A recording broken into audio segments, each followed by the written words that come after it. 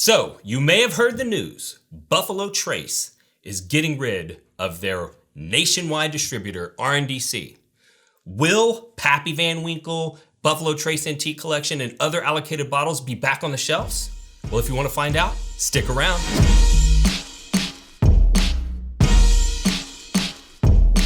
So before we get started, I want to remind everybody out there, this content's absolutely free. Feel free to subscribe to the page. But if you're looking for a little bit extra, you want to get some bonus content, behind the scenes, things like that, maybe some barrel picks, live in-person events, some online events, go on over to our Patreon and check it out, Bourbon Real Talk Plus. We'd love to have you as a member. And before we get too deep into the episode, I'd like to say a special thank you to Rory Love, who hails from Hawaii, for giving me this show idea. So first off, let's talk about the connection. Sazerac Corporation is the owner of Buffalo Trace as well as Barton 1792, but we all know Buffalo Trace because they make many of the highly allocated products. And a lot of people are asking, is this going to affect my ability to find those things? Probably the most famous of the Buffalo Trace products are going to be the Van Winkle line. So that's the old Rip Van Winkle, Lot B, Pappy 15, 20, and 23, as well as the Buffalo Trace Antique Collection. That's George T. Stagg, William LaRue Weller, Eagle Rare 17, Saz 18, Thomas H. Handy. And they also make Blanton's, Rockhill Farms, Elmer T. Lee, and many other allocated products. And the distributors are going to be changing in 29 total states for all of those allocated bottles. So just so that you understand the framework of all of this, since Prohibition, distilleries have not been able to sell direct to the public, to liquor stores, bars, or restaurants because they have to go through either a 3 or a 4-tier system. So in each state, with the exception of Washington, D.C., you have to have a wholesaler that represents you to bring product into that state.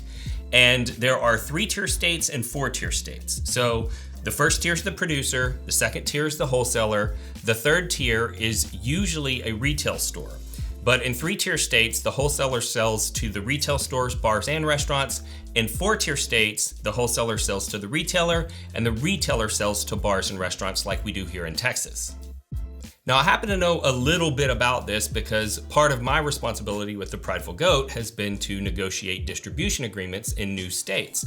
And there are 2 large nationwide distributors, Republic National Distributing Corporation and Southern Glazers Wine and Spirits. And those are the big boys. And most of the really large producers are with one of the 2. And Buffalo Trace was with Republic National, what we call RNDC, up until now.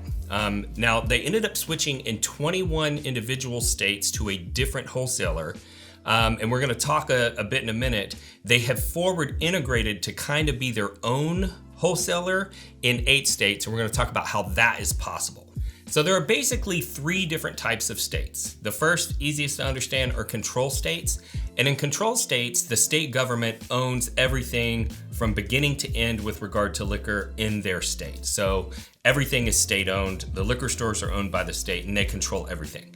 The second type are what we call non-franchise states, and those states are open for business. Producers can do business with any wholesaler that they want to in the state. They can fire them if they're unhappy, and so on and so forth. And then there are what they call franchise states. And in franchise states, there's laws on the books that protect the wholesaler from the producer leaving them. So back in the day, there were some really large beer producers that had gone into a state, worked out a relationship with the wholesaler, and they started putting pressure on them to lower their pricing. The wholesaler said that they didn't want to do it. They fired them, and it ended up bankrupting the company, causing a bunch of unemployment. And so the states put laws on the books that said, hey, once you pick a wholesaler, you kind of got to stick with them. And those are what we call franchise states. So you can understand what all states are being affected. I'm going to list them off. So first off, we have Alaska, Arizona, California, Florida, Hawaii, Indiana, Kentucky, Louisiana, Maine, Maryland, Mississippi, Nebraska, New Hampshire, North Dakota, Oklahoma, South Carolina, South Dakota, Texas, Vermont, Washington, D.C., and West Virginia. And I mentioned earlier, there are control states, and in the control states of Alabama, Idaho, Montana, North Carolina, Oregon, Utah, Virginia, and Wyoming, they're going to be moving forward to be effectively their own importer. So if you live in any of those states, you are going to be affected by this change. In franchise states where you can't easily make a change, it's very difficult to get out of those contracts. And I find it interesting that of all the states that Buffalo Trace is making this change in, only 2 of the 21 states were franchise states. So understanding the power dynamics between the different tiers is going to help us understand why Buffalo Trace probably ended up making this change. So first of all, most of the rules that control all of this are about keeping one side from having an advantage over another. Wholesalers for years have had a very powerful lobby that have been able to block any rule changes that would allow a producer from selling direct to the consumer, retailers, bars, or restaurants. So that's one rule that could come into play here. But the one that I think is more important in understanding the situation is a rule that protects retailers from any influence from the producer or the wholesaler.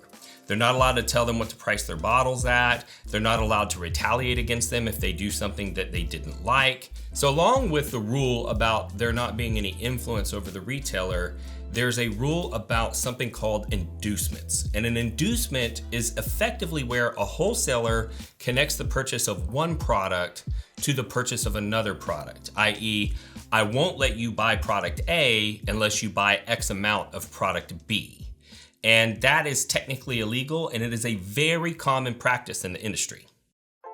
Hey, nice hat. Hey, thanks. Nice lanyard. Nice rocks glass. Thanks, man. Nice travel case. Nice blend topper. Thank you. Nice candle. Nice bottle bag. Thanks, man. That's a nice tumbler. Nice women's t-shirt. Oh, thanks. Nice extra schmedium shirt. Get yourself some nice things and get all the compliments that come along with it. Shop bourbonrealtalk.com. So my opinion as to why this change is multifold, and part of it has to do with inducements, but I think probably one of the main things is that Buffalo Trace products are a lot easier to sell today than they used to be. I would imagine that their contract with RNDC was set during a time when Buffalo Trace still needed field representation for them to get their products out there and on shelves. But at this point, if you sell Buffalo Trace products, you're just an order taker.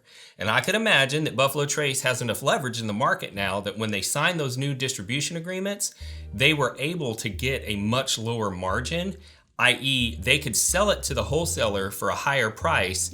The wholesaler is going to sell it to the retailer, making less money than RNDC would have, and the product ends up on the shelves at the same price that you, the consumer, are used to paying it. So part of it was probably profit. Another reason that I think they may have been interested in switching is because they had all their eggs in one basket. So if they hear about a problem in a particular region and they decide they're going to make a change, it could potentially trickle over and affect other regions where they previously didn't have problems.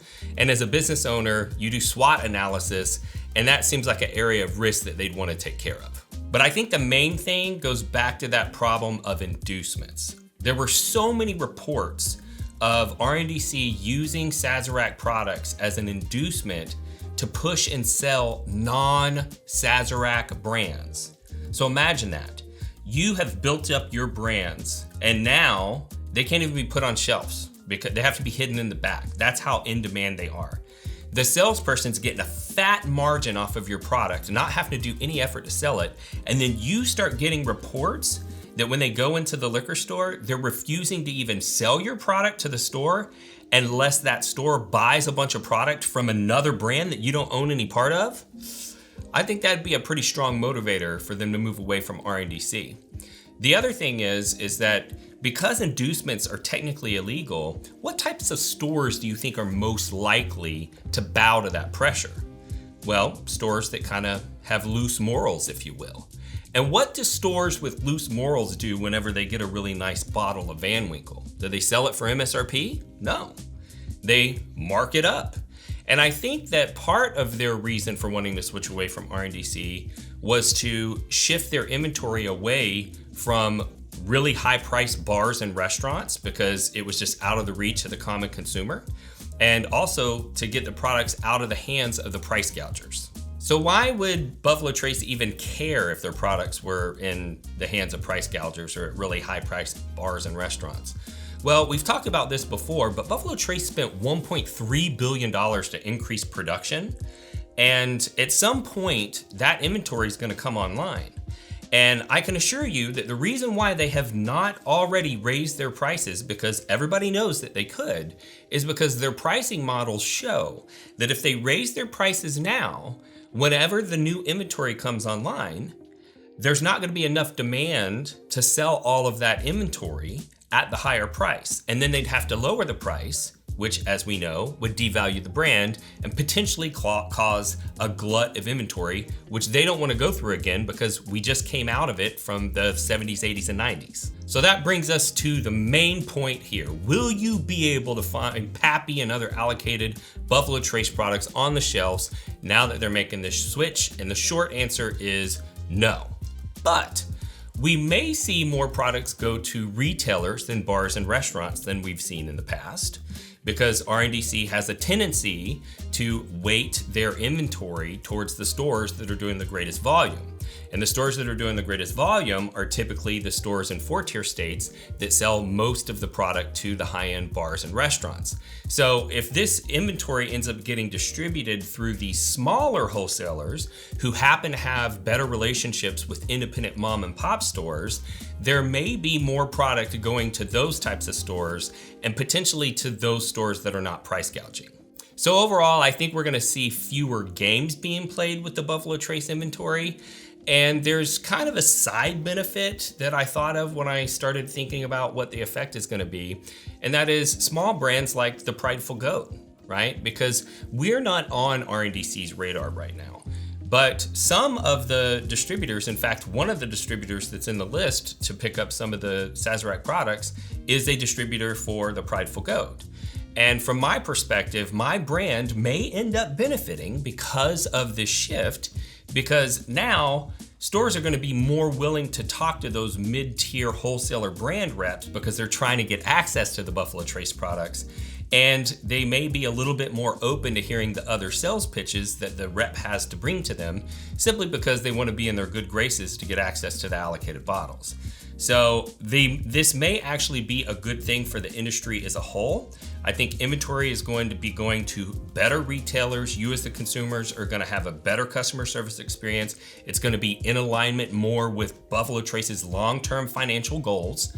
And it's going to give them more control to take action whenever we start to see inappropriate behavior out there between the wholesaler and the retailer. So I hope that clears things up for you. Unfortunately, it's not going to make there be more bottles, but it could make things a little bit better. If this is your first time tuning into the show, I'd like to thank you for the view and let you know a little bit about our show philosophy. And that is, we like to bring people together around bourbon. And that's something that is personally important to me because I lost a loved one to suicide in 2014. In the aftermath of that, I was looking for opportunities to create connection and community so that other people didn't have to feel alone the way that my brother did when he decided to take his life. And I started noticing the connective power of bourbon and how it brought people together, even people that would normally not cross paths in their normal lives. And I decided that I wanted to help increase that connection. And so that's part of the reason why I started the podcast, because I figure if I can get you connected to whiskey, the whiskey will do the rest of the job and get you connected to others so that you don't feel alone. But as I started going down that path and looking for opportunities, I saw kind of a negative side of the whiskey enthusiast community, and that's the whiskey trolls.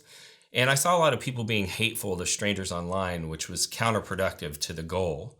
And it made me realize, one, I needed to start Bourbon Real Talk community so that we had a forum where people could meet each other and engage and not have to worry about all of that nonsense and drama.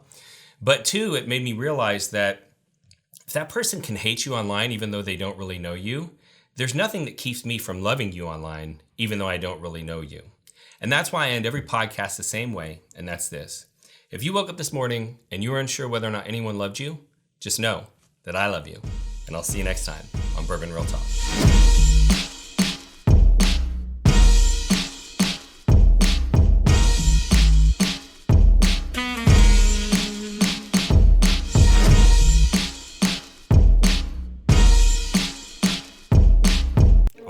troll is a person who seeks negative attention and uses contrarian attitudes to derail civil discussion in online forums.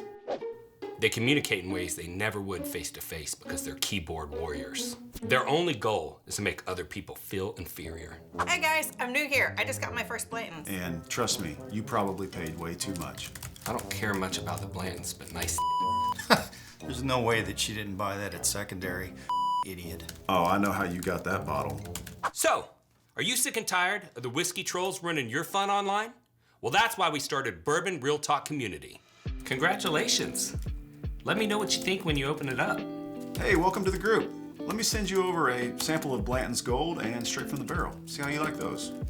I remember back to my first bottle of Blanton's. It was the birthday to my son, and we enjoy it every year on his birthday. Congrats. So if you're looking to connect with some people online who aren't, head over to facebook.com and join Bourbon Real Talk Community today.